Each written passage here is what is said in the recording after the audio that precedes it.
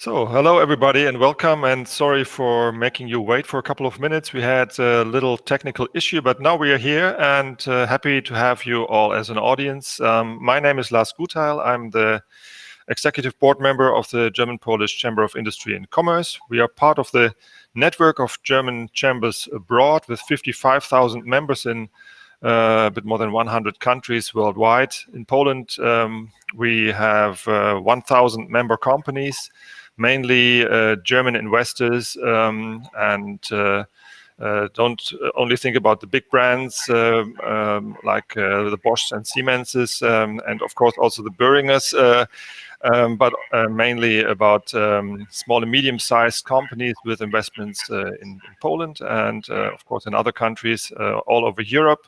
They're all part of our network, and we are very happy to take part in today's event, and we hope that we can provide you with a little bit of more in-depth ideas and knowledge about entering the German market and finding German partners. As I said, very happy to host this panel today. I think we have an amazing group of people, which I will introduce to you in a moment. COVID has hit Germany hard in 2020. The pandemic is, of course, now even rising in Germany, and everybody is hoping for a good effect of the vaccinations. But the economy has been struggling, and many companies, also SMEs in Germany, are struggling at the moment and have to change their working routines, their processes, also their IT systems, their IT security, and their business ways as well internally as well as with clients from Germany and abroad. So that opens a lot of questions which we would like to discuss today. Does it mean that entering the German market, biggest economy in Europe, of course, has become a little bit easier for CEE companies? Can CEE companies and IT service suppliers actually move up the value chain? And is there an urge, as we talk a lot about at the moment in Germany, for sort of nearshoring, new supply chains also on the field of IT services? And how have maybe the requirements and expectations of German customers and purchases changed in the last months? I think a lot of things to talk about, and I'm very glad to introduce the panel. There is Tobias Fausch, who is CIO at the BayWa AG. BayWa is a globally leading group with core segments in energy, agriculture, and building materials. The company was founded already in 1923 in the area of agricultural trading. Today, it's actually one of the largest agricultural traders in Europe. The development segment, innovation and digitalization, is becoming more and more important for the whole group. And the focus is on different sectors, but some of them, or very important ones, are digital farming as well as renewable energy. So Tobias, great to have you here. Then there's Martin Treder, who is information domain owner at Boehringer Ingelheim. Boehringer, also a company that exists already for quite a while, founded in 1885. It's one of the largest pharmaceutical companies in the world, and actually the largest which is still in private hands. It's headquartered in Ingelheim, where I actually also happen to have family, and my uncle worked for Boehringer too, but that's already many years ago. He's 80. So it operates globally, over 50,000 employees, and the company's key areas are respiratory diseases, metabolism, immunology, oncology, and diseases of the central nervous system. So we have a company with a clear focus on the health sector, and that's of course a very interesting area right now at the moment. And there's another example. Welcome also to Subhrajyoti Bose, who is Director Digital Product Engineering at the HARTMANN Group, Stuttgart. HARTMANN Group is also already 200 years old, over 200 years even, and it's a health service provider with a product range from wound management and compressions to incontinence management, patient care, and surgical equipment. And amongst more than 400 products are also hygiene solutions and disinfectants. So I imagine your last year has not been so bad at all. And I guess 2021 also offers lots of potential. So great to have all of you here in the discussion. And let's directly, as we have started a little bit late, go into the discussions. And Sub, you have allowed me to call you Sub to make it a bit easier for me. You said your colleagues also call you Sub. So So Bose, you have over 17 years of experience in different markets when it comes to digital transformation in America, in Asia, now since 3 years at HARTMANN. You told me COVID has had a significant impact. It has reduced the bench time significantly. Decision time before decisions was some months. Now everything has to go very fast because the demand has changed completely. Business has changed, and this is the new normal. So what do you mean with that? And what are the key changes you see with your experience? Sure. Thanks, Lars. First of all, thanks for all the introduction and the nice words. I mean, as you rightly said, at HARTMANN Group, we have disinfections as one of the core business divisions. And also, when you mention surgical equipment, that comes under what we call as risk prevention. And even there, we are in the manufacturing of PPE kits as well. So, most certainly, I think we have seen some challenges from a business point of view, but I would say positive challenges. Having said that, when it comes from a technological point of view, I think there are a few areas where we are kind of undergoing transformation. And one area that I would like to call out is having infrastructure being the one side of it purely from a technical point of view, but culture, I think is the bigger piece. So all this while, we have been working in close-knit teams, getting to meet each other at least once in a while. But over the last 1 year, I think we have increasingly learned, how to work remotely, over Microsoft Teams or other technology solutions. And this is a transformation for us, or a company like HARTMANN for sure. The second area, which is more touching business, I would say supply chain and logistics. So, of course, this is an area which has been undergoing some tremendous transformation, which is also called upon, additional solutions or new solutions in the technology space. Finally, the area which I think has been one of the most transformative areas is customer interaction. And here I talk about both the B2B segment, where we are typically talking about hospitals or nursing homes, but also the consumer segments, which has seen an increasing potential. So those for me, I think those are the areas where we have had a lot of focus last year. That sounds also like a lot of challenge, and I think HARTMANN also obviously works with many partners in Asia. Do you think that all the challenge that your company is facing is a reason to think about these supply chains and to maybe look for partners which are a little bit closer? Or you talked about cultural mindset, which are maybe a little bit closer also in mindset and make it easier for you to communicate. How does HARTMANN think about that? Well, certainly. I think the business side, of course, but let me focus on the technology side. And I think this is a huge change for a company like HARTMANN, right? So we are very rapidly going into digitalization. Now, when we are already in a massive change process, working with remote partners doesn't make that easier, right? Because if your partner is sitting, and I'm talking about IT suppliers here, sitting somewhere in Asia.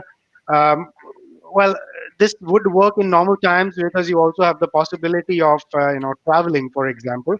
But then with all the aspects around that around COVID that don't make that easier.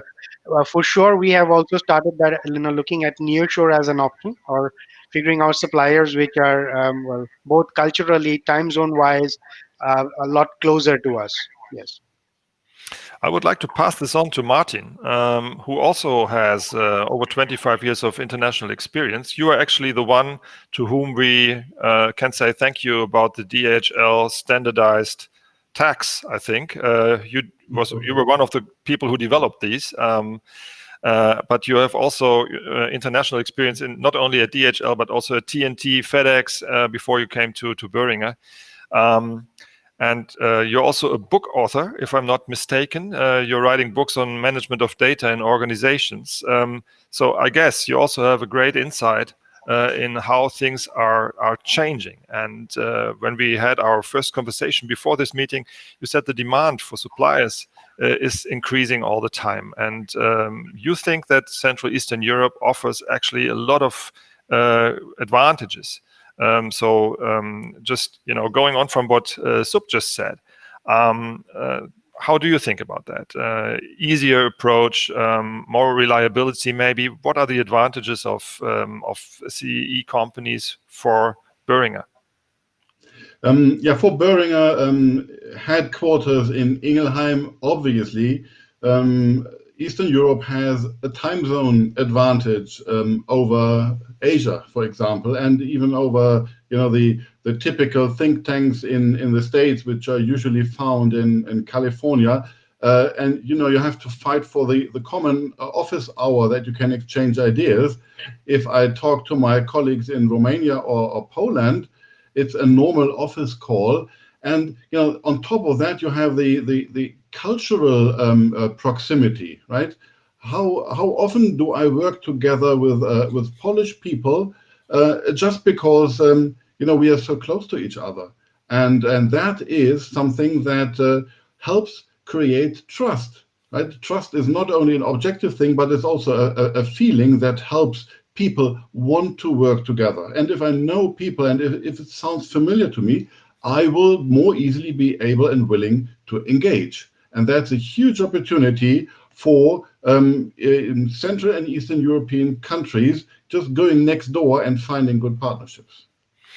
Could you maybe briefly describe the challenges Boehringer and your sector is facing in terms of ICT developments, and where do you see points where your company just needs partners and help in the future? We of course we have an internal infrastructure, right? That just has been built up over time, and we're engaging in the cloud, but that's the infrastructure. What we need is something that links the infrastructure, the information technology, with our business purposes, right? And this is something that it would not make sense to try to invent all of that internally.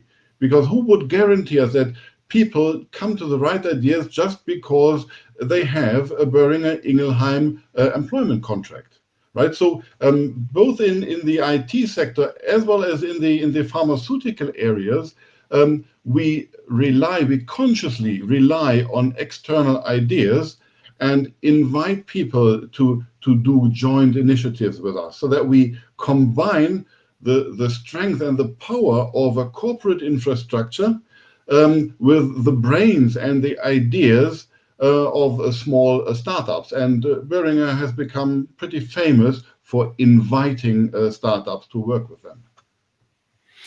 What was the impact of COVID-19 on your company and generally on the German Mittelstand, as we call the medium-sized companies? Well, Mittelstand is a very wide term in Germany. Bosch is also Mittelstand, but you know what I mean. The mindset, usually also very many family-run businesses. This is the core of the German business.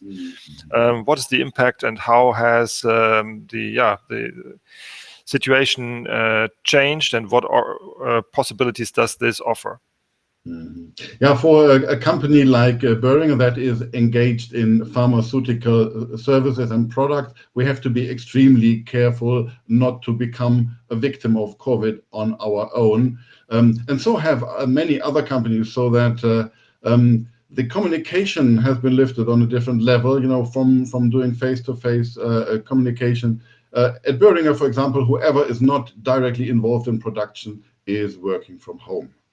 Right, so I have never met the lion's share of my colleagues since I joined Boehringer after the pandemic started.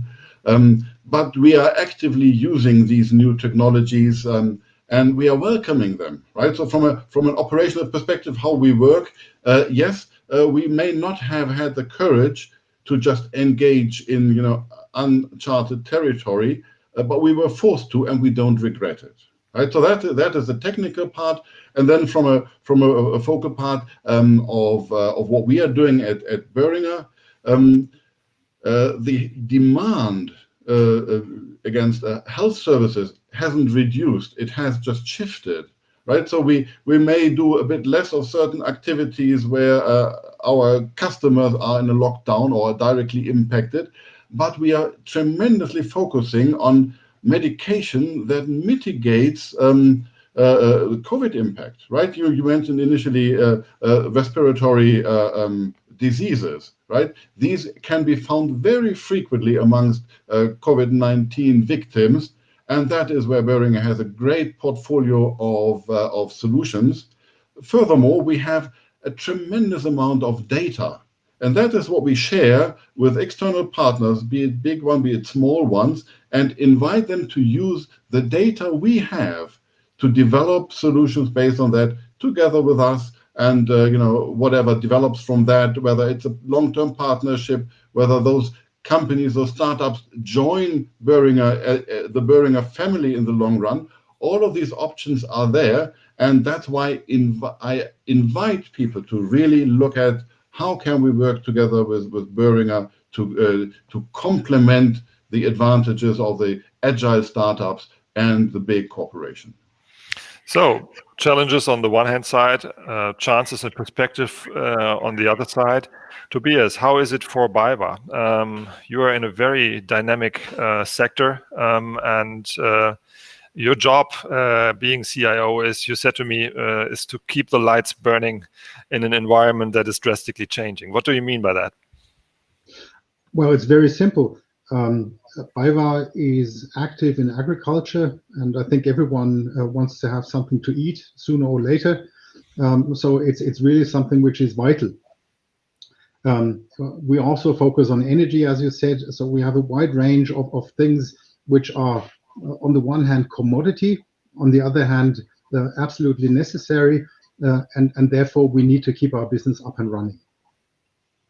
And to make that happen, we also have to take care. On the one hand, we have our corporate headquarters with more than 1,000 people working there, but we also have hundreds of small locations where we're very close to our customers.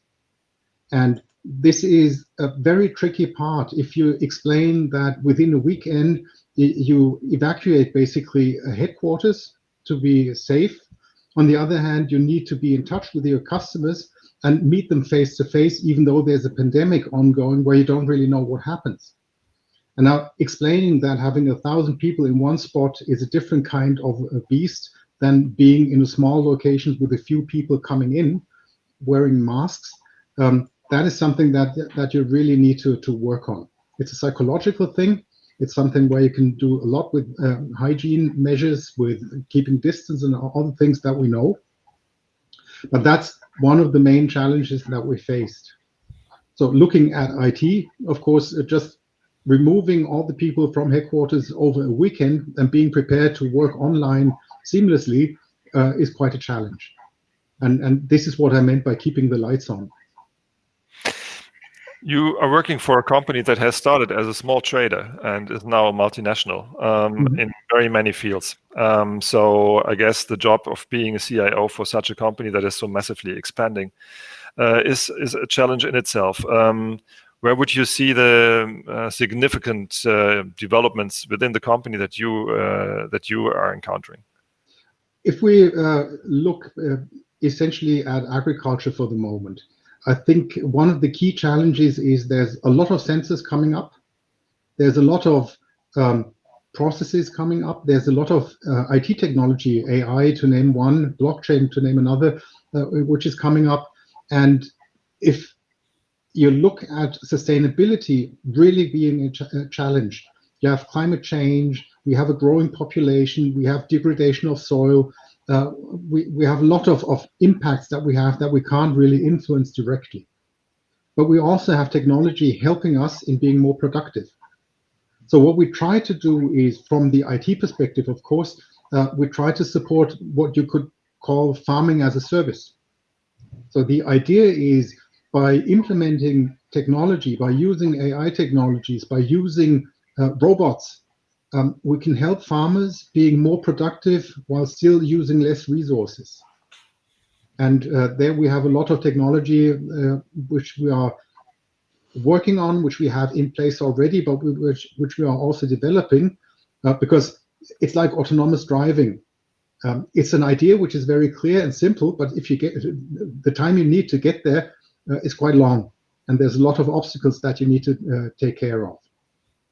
And similar to that, in agriculture, you have a clear process. You start with seeds and you end up harvesting your crop, and then you can start selling. So that's the simple part. The tricky part is, how do you make sure that you optimize your resources? How do you make sure that you get the best crop you can? And that can be supported using IT. That can be used using science to make it better. And this is something that we want to support from the IT perspective, because I think this is vital for us to really be able to have enough food in the future. If I may compare the companies of all of our panelists, I mean, you're all from typically traditional German companies which have existed for a long time, which is quite a typical thing in Germany over generations, and has developed on and innovated a lot and grown through innovation. And a lot of innovation is done by yourselves. So I think also BayWa has its own innovation center. But where, just to give an idea, where does your own part stop nowadays? I mean, Martin already said we are open for startups, for external partners to get in. And I think this openness has really changed in the last 5 to 10 years in Germany. There's a lot more openness now to actually let external partners in. For a long time, these hidden champions were so-called, completely closed shops. Where does it start for BayWa, for example, nowadays? And where would you say this is what we can do, but here we also see clear potentials? Do you have examples for that, for external partners? I can give some simple examples. We work together with a company called Abundant Robotics. They're developing a robot that can harvest apples. And that is a challenge because we don't have enough people who want to harvest apples. And if you can have a robot doing that efficiently, then that will work 24 hours. You could also select which apples to pick, which not, and could go back to them, the ones which are not yet ripe, sometime later, but you would do that specifically. So you could even increase your yield. Another thing, we work together with another startup called Nayo. They have a small robot that helps weeding. So we are working together. We even have set up what we call Agro Innovation Lab. So we invite startups to help us with their ideas. And then we are a big company. We have a market. We know what is needed. And startups have ideas on what could be done. So we can join forces. And for me, I just mentioned before, the number of sensors coming up is increasing rapidly. Now, with any sensor, you can do something, but just having a sensor does not buy it, and just having one application is not worth it. It's a massive operation to get a farm running. And if you want to do all that, you will not have the expertise in-house. It's just impossible. It's moving too quickly. There's too much out there. And so to me, networking is something that will need to be done in the future much more intensively. And this is basically why I think it makes sense and why we are open to partnering with others. If they have good ideas, we know how to apply, we have customers, then we can join forces. So it's a win-win situation in the end. So today is a good example for networking possibilities and for possibilities to getting in touch. But Subhrajyoti, Bose, how is it with HARTMANN? I mean, if a company wants to get in touch with you, what would be the right way to do that? And what are the requirements you would have for a potential partner who would like to get in touch with HARTMANN? Sure. So, well, I think I would agree with the way Tobias put it. So it's not so different for us. So we are also constantly looking out for startup partnerships in all the business areas that we have, be it wound management, be it hygiene solutions, and so on. But I would like to add an additional aspect to that. I think the pace at which technology is changing, even when you talk about the status quo of your foundational solutions, and you really go to the basics of keeping the lights on, so to say, even there it is not always possible to have all the different skills in-house. So that's also where we are also looking for partnerships from let's say, not only startups, but also established organizations who have skills and experience of, let's say, transformation. When it comes to the startup segment, purely from an innovation point of view, we do have a digital business, let's say, center of excellence. So business leaders who are kind of bringing digital or making digital a core part of business, and and that's where IT is supporting them also from bringing the technology partners. The right way to get in touch with us, of course, is to get in contact with one of us. I mean, start with me. So, of course, if I would have an email and it would be an attractive proposition, I could, bring the organization in touch with the right people within the organization. You're from a quite traditional company, and for a long time it was a typical case that these German family-run companies or the Mittelstands companies, that they would work with local partners. And I'm sure you have a broad network of also innovative companies all around your company. I mean, Southwest Germany is the innovation hub of Germany anyway. How big are the chances for external companies to get in, and what should they do better than their German competitors to have a chance? Well, I think the comparison is not so much about where you are located. The comparison is more around what value you are bringing on the table, right? So, just as an example, we have recently collaborated with a company in Denmark. I know this is not Germany, but this is not Eastern Europe either. But it's an interesting solution that we are trying to white label in the hygiene solutions area, which is pretty state of the art, bringing data analytics as well as Internet of Things together. So I guess at the end, it really boils down to what value you are proposing, and do you really have a proven business case? An aspect that has stood out also in the recent times, in my opinion, is that when you talk about Eastern European companies, or let's say also the culture, sometimes it might be easier to pilot your idea as compared to the Western European countries. So that's probably an aspect we also should not ignore, and that could be a value that such organizations could bring to us as well. And when you look at Eastern European companies, I mean, a lot of things have changed. For a long time, it was also a cost question, of course, to get the services for lower cost. I think this is really rapidly changing. What is the main focus now when you look for partners, or how do they convince you to work with them? I mean, you said value, of course, but what exactly does that? So when I talk about value, it's I basically mean value proposition, right? So this could be. Let's say at a high level, you could talk about the solution itself. So I can give you an example of let's say a collaboration we have been having for long in the Czech Republic, where which is also in the area of hygiene management, and this is purely at a solution level, where we talk about a solution built on IBM Watson, which is helping us to detect, let's say, hospital-acquired infections. On the other side, this could be at a skill level as well, right? So and this was the other aspect I said, right? So when you talk about data and analytics, or where you talk about digitalization and digital systems, let's say like digital marketing systems, these skill sets are very wide these days, right? So it's not like 10-15 years back where you talk about Java and .NET. It's really, really advanced these days. And I think, well, if the organization is having a specific niche, we are always looking forward to discussing such things.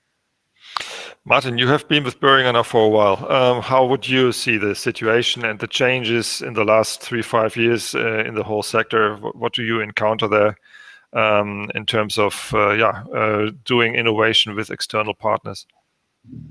Yeah, in general, it's increasing, because companies more and more understand that they do not necessarily have all the wisdom in-house.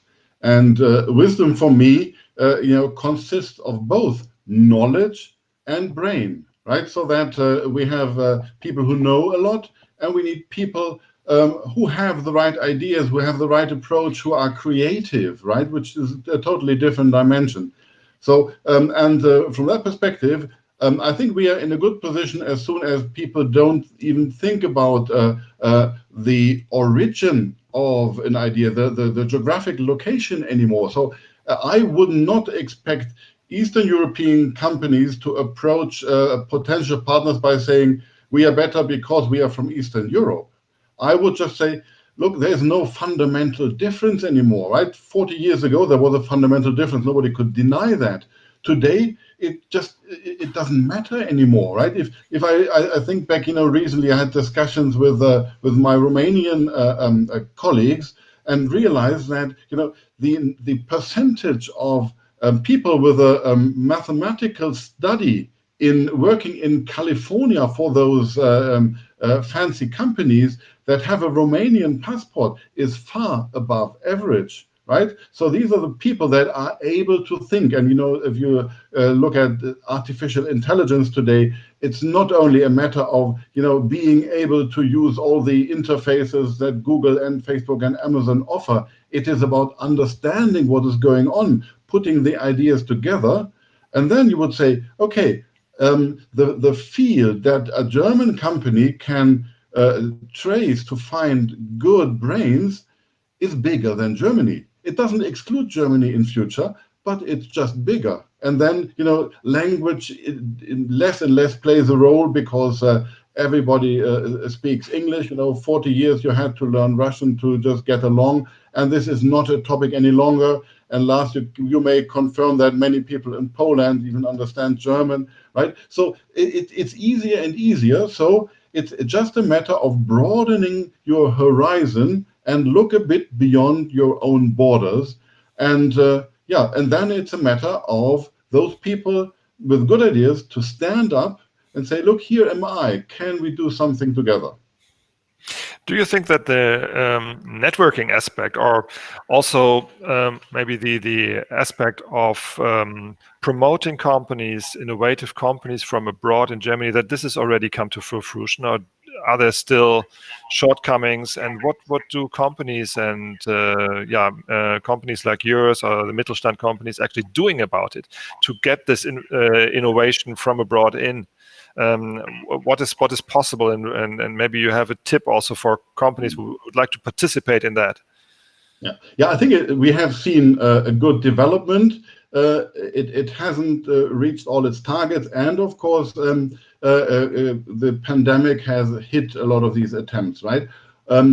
If I look at myself, how did I get in contact with great brains, whether it's from Poland, from Romania, and Czech Republic, we met on conferences, right? That were, people, if they had sent me an email with a .pl email address and saying, I have something great to offer, it would probably automatically have ended up in my spam filter, right? But if at such a conference, I'm sitting in front of 2 or 3 people from a small company, that is, in Ukraine, which I've had in Amsterdam recently, we could exchange ideas. I could check them. I could check the validity. And then, the trust level directly starts on a higher level. So I really encourage companies to use these means like conferences, now more and more online, of course, but also, going through the chambers of commerce, like, what you, Lars, would probably facilitate regularly, that you say, okay, this is a serious company that has been successful. Okay, that's a good basis for talks. I think it's very good that you mentioned these channels, because for example, we as AHA Cars, we organize regular startup trips to Germany to actually meet potential partners, and I think there's also a big interest amongst companies, but many just don't know. They don't know these channels. They don't know how to get into the German market, maybe also with the help of partners or neutral partners like for example AHA Car or others. And I think it's very good to point them to this. What I take from you is also that you put it in a positive context and said, well, I would not promote myself just, I'm from the CEE country, so I'm better. What I see in our practical work is that many CEE companies still have this complex to think, when we go to Germany, then we should rather not talk where we come from, because they might look badly to us with a bad reputation. I think this is a completely wrong approach because, as you said rightly, the German mindset is completely different. And I think companies from CE countries are actually highly valued. And take Estonia, for example, which is in Germany always mentioned as the forerunner when it comes to digitization. So there it's maybe rather even an advantage to say where you're from. So I think this is also very important to point on, that where a company comes from is just not important any longer. It's indeed what you say, what both of you said about the value chain. I will come back to Tobias now. Let's talk about the no-goes. Yeah? I mean, with all your experience, and I guess you work with so many partners, what, out of a German perspective, or out of your company's perspective, would be a killer for a partnership? What would be completely wrong to do? What should you not do? Well, that's not an easy question. To me, it's very simple. I think it was mentioned in a way. What is important is the brain, is the idea, is something which is valuable. Now, the main challenge is, how do you convince someone, i.e. me or any other person, that what you say is true, it's viable, and it's something that makes sense? And getting that trust, because if you want to cooperate, sooner or later you need to invest money of some kind. And you only want to do that if there's a reasonable likelihood that that will be a success. I mean, you will not always be successful, but you don't want to invest in something which just doesn't work. Now, at the very early stage, the important thing is having trust in the persons involved that what they promise will come true. And so I would say one of the things that should not happen at the beginning is promising something that you can't keep, because that ruins trust very effectively. And it's the typical chainsaw curve. It takes a long time to set up trust, and it's gone almost immediately. And then you need a long time to recover. And you're talking months in that sense. Even in your own company, if you have something and something goes wrong, you can bet that it takes weeks, months to really recover, even within your company, before you can be sure that this level of trust that you used to have is restored. And this, I also think, is one of the main challenges in whom do I work together with, because there's literally hundreds of startups out there in the agricultural business or in any other business. And some of them fit, some of them don't. So that's a simple reason. But even of those who fit, not each of them makes sense for the context of our company. And that's something that you somehow need to sort out. Now, if I get 10 emails a day with a new suggestion on what to do better, how do I decide which one is good, which one isn't? So one of the key challenges is having a context, like a conference, like such a meeting, like a contact person, introducing the idea in a matter that makes sense and helps. Because just acquiring a cold by picking up the phone and saying, look, I've got a great idea, can we have a chat? It's 10 minutes here, 10 minutes there, 10 minutes there, my day is gone. So even if it were the right company and it were the perfect match, it's one out of many. And I don't have the time. I'm not the person sitting there idle and waiting for a phone call for 10 minutes to find out whether this is the right contact. And this, to me, is one of the key challenges that you have. And this is, for anyone, this is the very tricky moment. That's your elevator pitch. How do I get my idea across in a way that sticks? How do you, Martin, yeah. Just thinking of no-goes, right? Thinking back my own experience.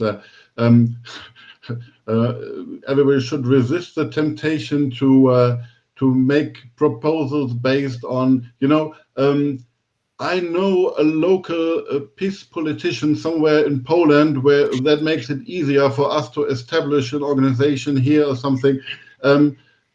This is something that most German companies would use as a reason to directly stop talking. Subhrajyoti, what is your recommendation I for would no-go? agree to both of them. And honestly, I don't think there is a no-go as such, right? So you do not come with a set of criteria upfront and say, okay, as soon as you get an email, you decide on the email if it's a go or no go. It's rather around how you present your value propositions. You know, so for example, right? So most of the emails that I receive from Eastern European companies are typically talking about cost arbitrage, mostly, and at least 90% of it, right? And trust me, I'm not reading those emails, right? Because I'm getting like maybe 10 15 emails like that every day from all over the world, and it is very very difficult for us to pay attention to one of those, because actually speaking, that is not a value proposition anymore. On the other side, this could be taken to a completely new level if somebody would come and say, hey, I have an experience in healthcare domain with so and so solution. Could we explore, for example, co-innovation or co-creating a solution together? I mean, that's a completely different value proposition, right? Which could get attention. So yes, at the end, just to repeat, I mean, there is no-go. It's really whether you can get the attention. It's really how you pitch yourself, and what kind of content you bring in.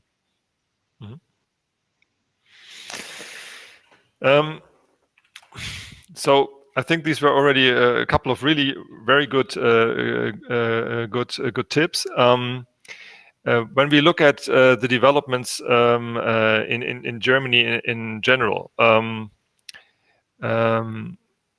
do you think Germany is too slow when it comes to digital solutions? We hear a lot of criticism at the moment about how COVID is handled, how the app is not functioning, how Germany can't get the vaccinations on the road because there is no digital system to organize it. So do you think there could be a push by COVID maybe to invest more, also from maybe a state perspective, that Germany could have more spendings, is maybe looking for new partnerships? What would be a potential there, and what do your companies maybe also see? I mean, two of the companies are from the health sector. I think you're very closely connected to all these discussions.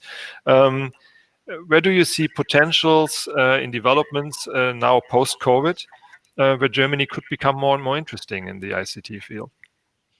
Yeah, I think first of all, we have to consider that Germans love to complain, right? We don't look at that we are in the top 10. We complain about the 8 countries that are ahead of us, and why don't we do it the same way they do it, right?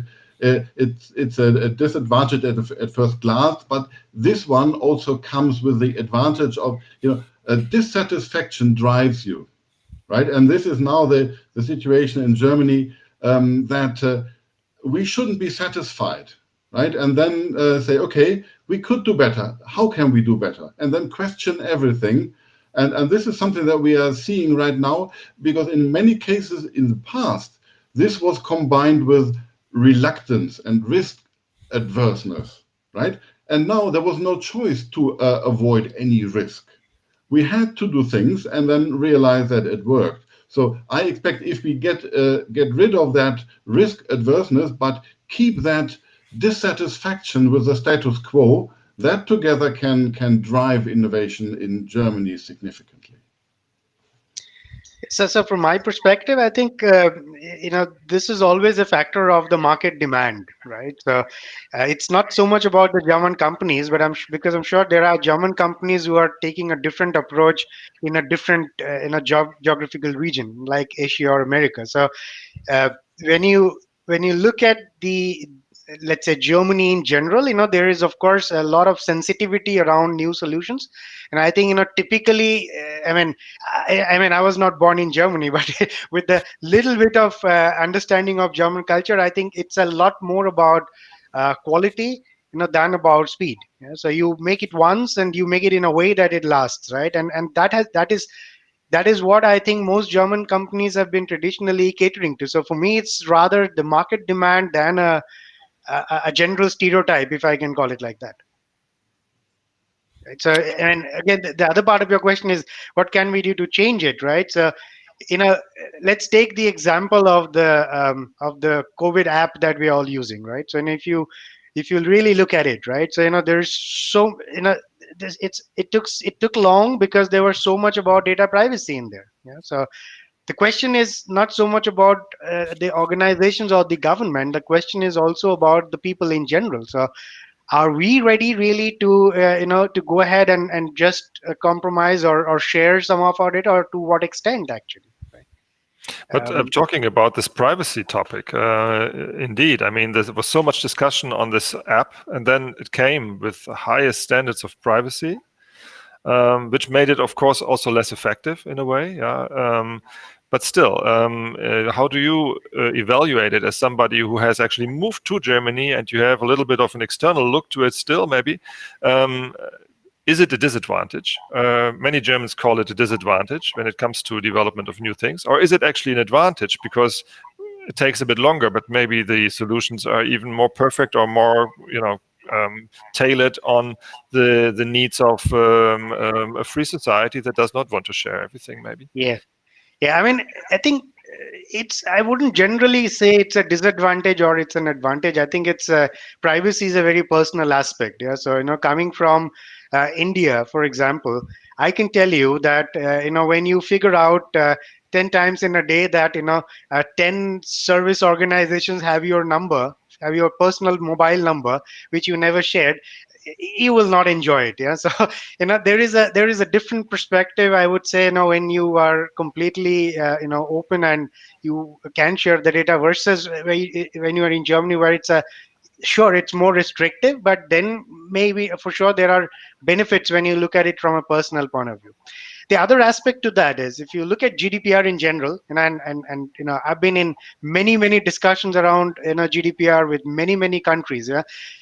Even within the European Union, different countries have a completely different perspectives to that, right? So the whole aspect of GDPR and data privacy is a little bit vague. We can agree to that, and you can either decide to go maximum and say, okay, we interpret everything that is not mentioned in the most sophisticated and most restrictive way, or you can say, okay, because it's not mentioned, we take a little bit of flexibility there. And I can tell you that even within the European Union, different countries have a completely different approaches to this. So I think, again, coming back to what I was saying, it is at the end a little bit personal, right? So it depends on who you are talking to and what does that person think about privacy. It's not very generic, I would say. It's left to interpretation to an extent. So you also don't think that Germans have a hostile feeling towards digital solutions as such? It's just a bit of a different approach when it comes to... Tobias seems to be not so clear about it. If I may step in there, this is one of the things that really is interesting to me. Everyone is concerned about data privacy, not sharing data. But I'm using WhatsApp, I'm using Instagram, I'm using Facebook. I share data, the whole lot of it, and I don't even care who does it, who reads it, who uses it. I get all my personal ads, I don't know why. But on the other hand, if it's business, I'm very, very, very concerned about data privacy. And this is ambivalent. This is not really thought through by the people. I mean, I think that if people were aware of what really happens to their data, they might be more concerned. But they don't want to think because it's convenient. So convenience is even more important than data privacy. But if it's related to business that you can see as business, then you immediately get very cautious. So I'm not really happy about the way this is being discussed in Germany. Yeah, but again, this is something that we see that during the pandemic, sometimes companies were forced to do steps that they would have been too reluctant to do before, and they are just daring it. And then they realize on the business level, the convenience, Tobias, as you called it, right? That this applies to the business level as well. That you see, oh, now it's getting easier. I'm willing to accept the same level of privacy exposure that I got used to on a private level, and then people are willing to accept it. But if they never see it, they wouldn't accept it, and the pandemic has demonstrated to them. I think it's also the push, right? It's the options available. So I think if you look at how most people in Germany have moved over to online channels in the last 6 months, that speaks for itself, right? So look at Amazon, or look at even traditional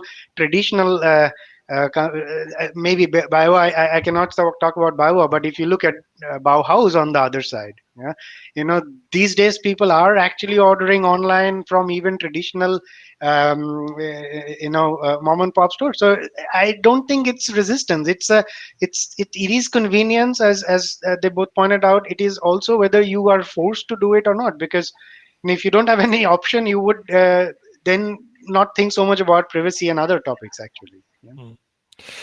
So we have started 3 minutes late, and we will end or add 3 minutes to our discussion. But anyway, we need to come to an end. So I would ask each of you to very briefly, in 30 seconds, give the most important tip that you would like to give to our audience, to companies who would like to get in touch with you or with German companies or get into the German market. What should they take care about? And let's maybe start with Tobias. What is your tip? Well, in my view, I think the most important part is to just come up with ideas for a solution. So what I'm most interested in is solving an issue, solving a problem, having something that can turn out into a win-win situation. And if that is being shown, if I understand why and how this is the case, then that's something I would be interested in. Thank you very much. So, Bose, what is your advice? I think I would just add to that. So of course, value proposition is there, but what is important is also to look at the organization that you are approaching, right? So to understand what already exists and where exactly you can add value. So not just come with a very generic value proposition that sometimes may not be even relevant. Thank you. Martin Treder, what is your advice? Don't shoot around with emails, right? They will end up in a spam filter or be deleted by the recipient. Instead, think what you can offer. Take the effort to find out which handful of companies may perceive this as value add, and then approach them personally. Thank you very much for being here today. And well, hopefully we could deliver a couple of interesting topics to the audience. Maybe you've learned the one and the other thing. If you have questions about entering the German market, I can also only invite you to get in touch with your AHK office in your country. We are in all these countries, and we have a very, very good network in Germany and can actually reach a lot of companies in Germany. So we are more than pleased to help you and to give you some cultural and market advice if you would like to take these steps.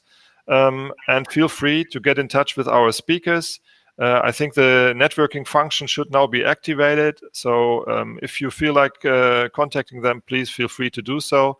Feel free to contact me if you want to get in touch with AHK. Thank you very much. Thanks to Tobias, to Sub, and to Martin for taking the time today. I hope to see you guys soon, and maybe also physically at some point again in this year. Let's hope the best, and all the best for 2021 to everybody. Bye-bye. Thank you. Thank you. Bye-bye.